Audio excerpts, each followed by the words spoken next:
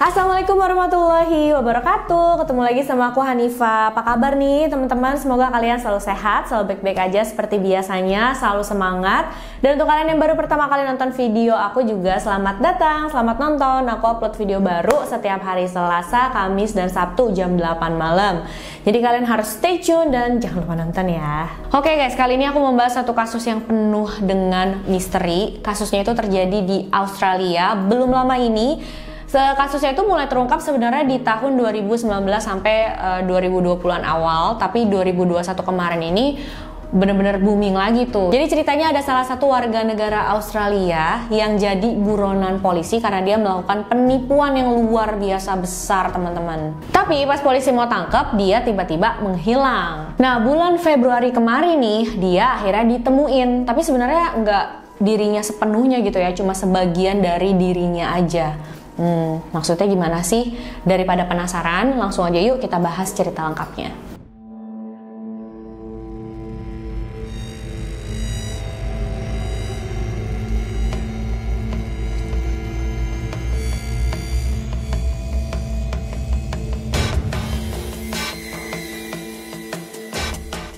Semua kasus ini dimulai di daerah New South Wales, Australia. Jadi di sana ada satu taman nasional yang bernama Taman Nasional Ordana. Nah, di pesisir pantai itu pada bulan Februari 2021 ditemuin satu buah sepatu sport. Jadi memang satu buah aja, nggak sepasang ya teman-teman.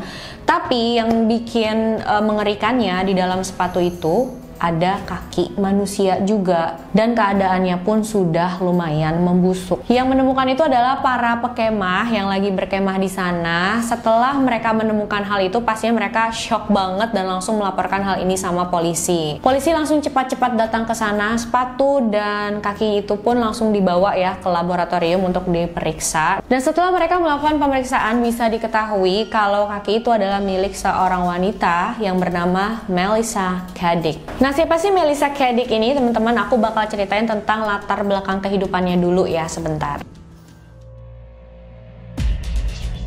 Dia lahir dengan nama Melissa Louise Grimley di Sydney, Australia pada tahun 1971. Ibunya bernama Barbara dan ayahnya bernama Ted Grimley. Melissa adalah anak kedua dari dua bersaudara. Jadi dia punya satu abang laki-laki yang bernama Adam. Dia berasal dari keluarga kelas menengah yang berkecukupan dan juga terhormat. Ayahnya bekerja di bidang asuransi, sedangkan ibunya bekerja di bidang fisioterapi. Jadi dekat rumah Melissa itu ada satu sungai yang namanya George River, dan orang-orang di sana itu membentuk satu komunitas. Nah, ayah dan ibunya Melissa itu adalah orang-orang yang sangat dihormati di dalam komunitas tersebut. Sejak kecil Melissa itu punya cita-cita untuk menjadi balerina, tapi sayang karena tubuhnya yang kekar dan juga pendek, katanya itu nggak memenuhi syarat untuk menjadi balerina, guys. Akhirnya dia harus mengubur cita-citanya itu dalam-dalam. Dan menurut teman-teman sekolahnya Melissa, dia itu orang yang sangat ambisius, pengen banget lebih baik dari orang lain, dari teman-temannya yang lain.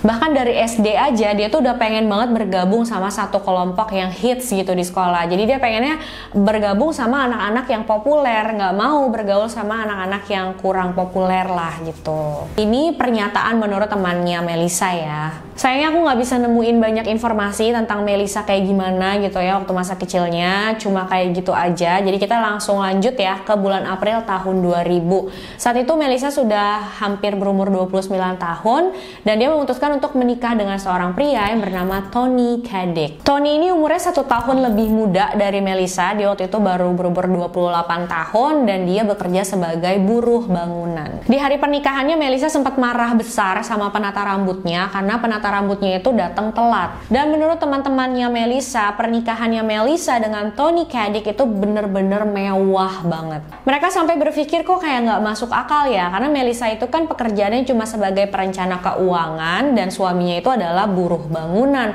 Tapi kok mereka bisa gitu punya uang untuk membiayai pernikahan yang mewah seperti itu. Beberapa dari mereka pun ada yang tanya langsung sama Melissa, kok kamu bisa sih bikin pernikahan semewah ini gitu loh. Dan Melissa bilang, oh iya ini soalnya aku juga dibantu dibantu sama abang aku yang bernama Adam itu, teman-teman. Jadi ya teman-teman Melissa saat itu kayak oh gitu, dibantu sama abangnya ya. Seperti yang aku bilang tadi, Melissa itu adalah orang yang berambisi banget, dan suaminya bilang ke dia katanya pernah belajar tentang politik tuh pas di Inggris. Makanya Melissa langsung semangat banget suruh suaminya untuk ya udah kamu kuliah hukum lagi aja Gi, sana Gi, kamu selesain belajar kamu gitu loh. Dan suaminya pun setuju sama Melissa. Dia mulai kuliah lagi di jurusan hukum, sampai pas lulus dia tuh langsung dapat kerjaan sebagai pengacara di London. 2 bulan setelah itu putra pertama mereka lahir. Salah satu tetangga Melissa bilang kalau Melissa itu adalah ibu yang baik banget dalam mengurus anaknya. Bener-bener rapi dan semangat banget di saat ibu-ibu yang lain tuh kayak udah mulai aduh capek, males gitu ya. Tapi Melissa ini nggak pernah kayak gitu katanya. Dia selalu semangat,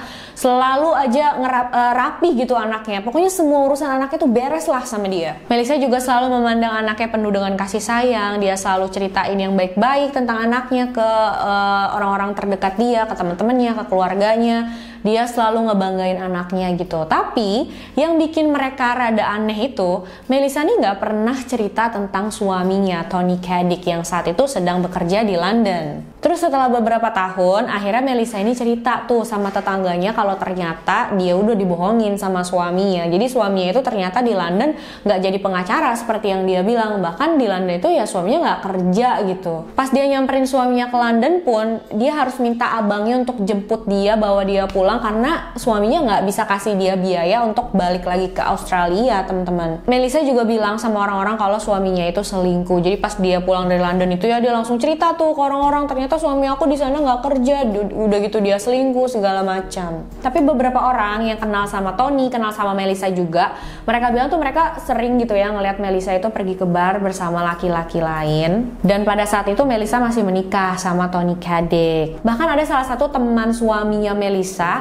yang dia tuh lagi jalan-jalan ke Paris dan dia bertemu dengan Melissa yang saat itu lagi di Paris juga, tapi Melissa di Paris ini sama laki-laki lain gitu, lagi di bar juga, mereka lagi minum dan ya sepertinya mesra banget. Nama pria ini adalah Anthony Coletti. Nah temennya si Tony Caddick ini langsung ngadu gitu, Tony kemarin aku lihat istri kamu sama laki-laki lain tuh di Paris gitu. Ya langsung dong Tony Caddick langsung mengkonfrontasi istrinya, ngomong sama Melissa, apa bener kamu kemarin ke Paris sama cowok lain segala macam. Mereka bertengkar dan saat itu Melissa benar-benar marah juga. Karena kesal sama istrinya, Tony pergi dari rumah, dia menginap di rumah keluarganya beberapa hari. Nah setelah dia balik lagi ke rumah, ternyata barang-barang yang ada di dalam rumah itu udah menghilang. Melissanya juga udah menghilang. Bahkan uang di rekening bersama mereka itu juga sudah habis, sudah menghilang. Pada akhir tahun 2012, Melissa dan putranya akhirnya meninggalkan Tony Caddick.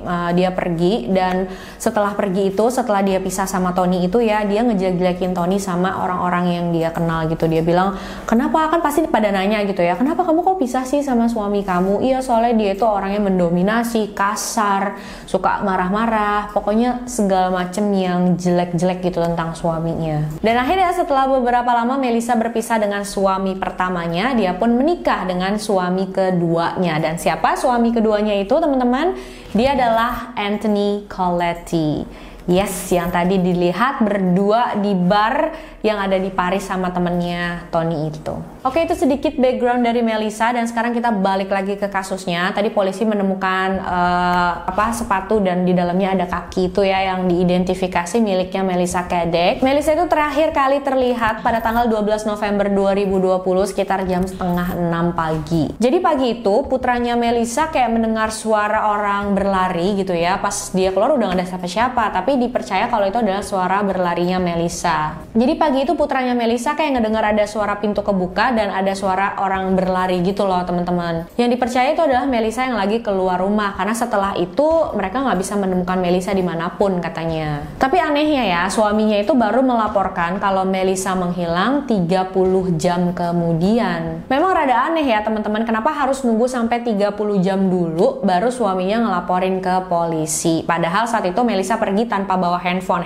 itu masih ada di rumah, tasnya dia masih ada di rumah, dompetnya dia juga masih ada di rumah, jadi dia nggak bawa apapun. Dan setelah diselidiki lebih lanjut sama polisi, ternyata mereka tahu kalau Melissa Kedic itu sebelum menghilang didakwa telah menipu lebih dari 60 investor, teman-teman. Dan uang yang didapatkan sama Melissa dari para investor yang dia tipu itu nggak sedikit ya, teman-teman, sekitar 25 miliar dolar. Jadi wow, banyak banget. Nah, jadi caranya Melissa menipu para investor itu yang kebanyakan adalah teman-temannya, orang yang udah dia kenal sejak lama gitu, yang pasti percayalah sama dia. Nggak mungkin berpikir dia bakal menipu, tapi kenyataannya dia tipu. Melissa itu kan seorang perencana keuangan ya, teman-teman. Jadi dia bilang sama teman-temannya, sama orang-orang yang dia kenal itu, nggak apa-apa sini, kalian mau investasi ya? Kalau mau investasi serahin aja ke aku tahu investasi yang baik tuh di mana. Jadi pokoknya kalian terima beres aja deh. Kalau kalian kasih uang sekian, nanti bakal balik lagi ke kalian 2 atau 3 kali lipat lebih besar. Dan karena memang Melissa di sana itu adalah orang yang terhormat gitu ya, orang tuanya juga orang yang dihormati, yang disegani, nggak pernah ada masalah apa-apa. Jadi ya mereka percaya sama Melissa, mereka nggak berpikir Melissa bakalan menipu. Mereka punya uang banyak, mereka pengen investasi, terus bingung mau investasi kemana, mereka serahin aja ke Melissa, nih urusin ya, pokoknya aku pengennya nih aku investasi sekian, nanti aku bakal dapat uang yang lebih banyak dari itu, dapat keuntungan dari situ. Dan Melissa bilang, oh iya tenang aja, beres. Dan banyak banget ya dari korban itu taruh uang sebesar jutaan dolar ke Melissa. Dan ternyata di rumah tangga memang yang bekerja itu cuma Melissa aja, suaminya itu nggak bekerja sama sekali, dia di rumah mengurus anak laki-laki mereka tuh. Jadi memang pas Melissa menghilang tiba-tiba kayak gitu, suaminya nggak punya uang sama sekali tuh di rekeningnya. Setelah polisi melakukan penyelidikan lebih dalam lagi, mereka tahu ya dari orang-orang yang mengenal Melissa kalau Melissa ini memang tipe orang yang karismatik, teman-teman. Dia bisa banget ngomong gitu ya, pinter untuk menarik kepercayaan orang lain. Dia percaya diri dan pastinya bisa meyakinkan orang-orang untuk akhirnya menanam saham gitu ke dia jadi investornya. Tapi pada bulan November tahun 2020, kebohongannya Melissa ini mulai terkuak, teman-teman. Jadi ada beberapa korbannya yang udah mulai curiga, lapor ke polisi. Akhirnya polisi dan badan pengawas investasi yang ada di Australia itu datang ke rumah Melissa dan menggeledah rumahnya. Nggak lama setelah penggeledahan itu, Melissa pun tiba-tiba menghilang. Untungnya setelah kepolisian bersama badan pengawas investasi di Australia itu bekerja sama menyelidiki kasus ini lebih dalam, mereka tuh berhasil menemukan beberapa uang. Jadi cuma sebagian kecil aja gitu ya, uang yang Melissa dapat dari para korban, dan uangnya itu ada di satu tempat, masih bisa diambil lagi tuh, teman-teman. Akhirnya uang itu diambil lagi sama kepolisian dan dibalikin lagi ke korban-korbannya itu. Dan ternyata Melissa ini memang sudah melakukan penipuan sejak muda, teman-teman. Jadi waktu tahun 98 dia bekerja di sebuah perusahaan konsultasi uang. Di sana dia masukin tanda tangan bosnya untuk mencairkan uang dari cek. Jadi di cek itu ditandatangani sama dia, mirip sama tanda tangan bosnya gitu loh. Kan parah banget ya. Dia dapat uang sebesar 2.000 dolar dari sana, dan dia juga sempat memasukkan data-data pengeluaran dari perusahaannya. Jadi dilebih-lebihin sama dia, dan kelebihannya itu buat dia. Akhirnya dia ketahuan kan sama bosnya, terus bosnya kasih pilihan tuh sama Melissa.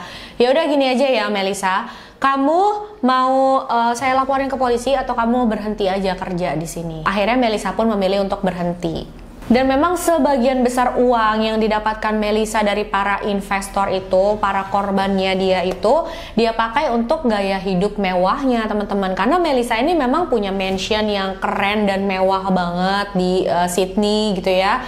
Dia punya mobil sport yang mewah, ada beberapa gitu. Dia sering banget liburan ke tempat-tempat yang mewah. Ya pokoknya untuk membeli segala macam hal-hal yang mewah, entah itu perhiasan, tas-tas branded lah gitu ya. Terus dia juga pernah liburan ke Pulau Fiji yang biayanya tuh hampir 80.000 dolar. Dan semuanya itu bisa dia dapat dari hasil penipuan. Dengan ditemukan sepatu dan bagian kakinya Melissa di pinggir pantai itu, banyak kan yang menduga kalau memang Melissa itu sudah meninggal. Bahkan keluarganya Melissa juga sudah melakukan pemakaman untuk dia, teman-teman. Mereka tuh sudah yakin kalau Melissa memang sudah meninggal. Tapi banyak banget orang yang nggak percaya sama hal ini. Menurut mereka, menurut banyak orang ya, Melissa itu memalsukan kematiannya sendiri supaya urusan hukum tentang penipuan yang dia lakukan ini bisa cepet reda supaya dia nggak harus masuk penjara. Kenapa orang-orang banyak yang ragu? Karena memang kan ditemuin kakinya doang. Kalau memang itu milik Melissa, tapi bagian tubuh dia yang lainnya mana untuk bukti kalau memang dia sudah meninggal gitu kan, nggak ada. Dan sebenarnya kepolisian pun masih bingung teman-teman, gimana caranya Melissa bisa ada di air situ gitu ya, ditemukan di daerah pantai situ.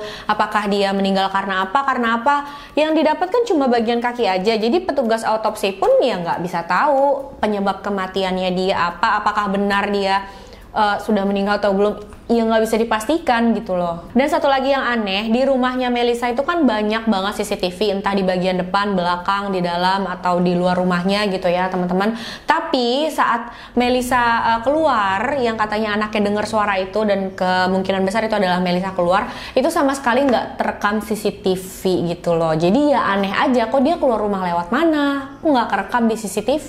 Dan ternyata juga pantai tempat sepatu dan kaki Melissa tadi ditemukan itu, setelah diselidikin gitu ya sama petugas, itu adalah tempat yang familiar buat Melissa. Jadi waktu kecil sampai remaja, Melissa tuh sering banget datang ke sana untuk kayak melepaskan penat, melepaskan stres, dia liburan ke sana gitu loh. Jadi memang itu adalah tempat favoritnya Melissa lah ya, bisa dibilang. Dan menurut banyak orang juga kan, para kriminal kalau misalkan mau ngumpet gitu ya saat mereka lagi buron, biasanya ngumpetnya di tempat-tempat yang familiar buat mereka, karena mereka tahu medannya, mereka tahu harus ngumpet di mana supaya nggak bisa ditemuin kayak gimana. Dan banyak yang percaya kalau Melissa ya masih ngumpet di sekitaran sana tuh teman-teman. Ada juga rumor-rumor di sana yang bilang kalau Melissa itu bekerja sama dengan petugas polisi di sana. Mungkin nggak semuanya, tapi ada beberapa petugas di sana yang kayak kerja sama gitu ya sama Melissa. Mereka dapat uang dari Melissa dan Melissa jadi nggak bisa ditemuin. Jadi Melissa bisa menghindar dari hukuman penjara gitu loh. Banyak juga yang bilang kalau Melissa ini bunuh diri dengan lompat dari tebing di dekat rumah orang tuanya, makanya bisa sampai ke lautan itu gitu loh bagian kakinya. Tapi sayangnya sampai sekarang ini kepolisian masih belum berhasil menemukan Melissa. Kalau menurut kalian gimana sih teman-teman? Apakah Melissa masih hidup? Dia cuma memasukkan kematiannya aja, atau memang bener ada seseorang yang melakukan sesuatu ke dia dan dia memang sudah meninggal gitu loh. Bagaimanapun hasilnya, mudah-mudahan misteri ini bisa terungkap ya suatu saat ya. Kalau nggak tahun ini ya mungkin kapan gitu ya, karena memang bener-bener bikin penasaran banget gitu loh. Kasihan juga sih para korbannya itu yang udah ditipu sama dia ya. Mereka punya uang, pengen dapat hasil, pengen dapat keuntungan dari situ, dia percayain sama Melissa, tapi mereka malah ditipu gitu kan. Dan bukan uang yang sedikit lagi, jutaan dolar. Wow. Dan kalian percaya nggak sih kalau memang keluarganya Melissa tuh nggak tahu apa-apa tentang penipuan yang Melissa jalanin ini? Bahkan suaminya sendiri juga bilang nggak tahu apa-apa gitu loh. Jangan lupa komen ya apa pendapat kalian tentang kisah satu ini. Makasih udah nonton videonya sampai akhir. Jangan lupa like, subscribe, dan share video ini sebanyak-banyaknya juga supaya aku makin semangat bikin videonya. Oke? Sampai jumpa di video selanjutnya. Bye-bye!